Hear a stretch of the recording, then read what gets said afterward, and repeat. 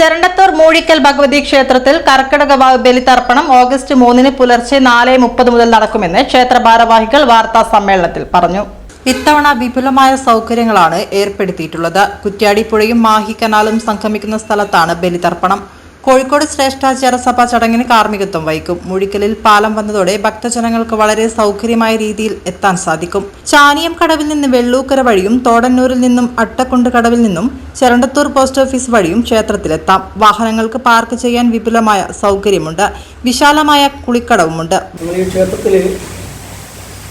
ക്ഷേത്ര കമ്മിറ്റിയും അതോടൊപ്പം തന്നെ ഈ ക്ഷേത്രം കമ്മിറ്റിക്ക് വിട്ടുതന്ന മണ്ണിൽ തറവാട്ടുകാരും വളരെ യോജിച്ചുകൊണ്ടാണ് ഈ പരിപാടികളൊക്കെ നടത്തിപ്പോകുന്നത്.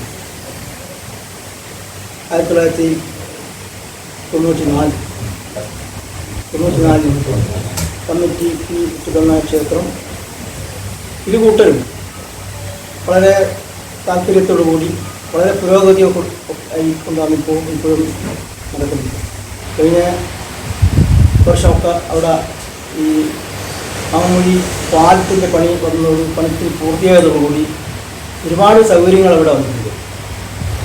ജനങ്ങൾക്ക് അവിടെ വന്ന് വിളിയിട്ട് പോകാനും അവർക്ക് വാഹനം പാർക്ക് ചെയ്യാനുള്ള എല്ലാ സൗകര്യങ്ങളും ഒരുക്കൊണ്ടാണ്.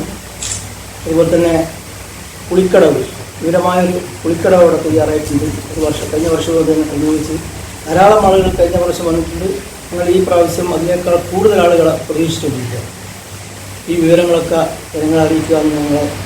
വാർത്താ സമ്മേളനത്തിൽ president RM Pavithran, secretary Prajeesh Moozhikkal, Sreedharan Moozhikkal, TT Balakrishnan, KM Shaiju, VM Babu എന്നിവർ പങ്കെടുത്തു.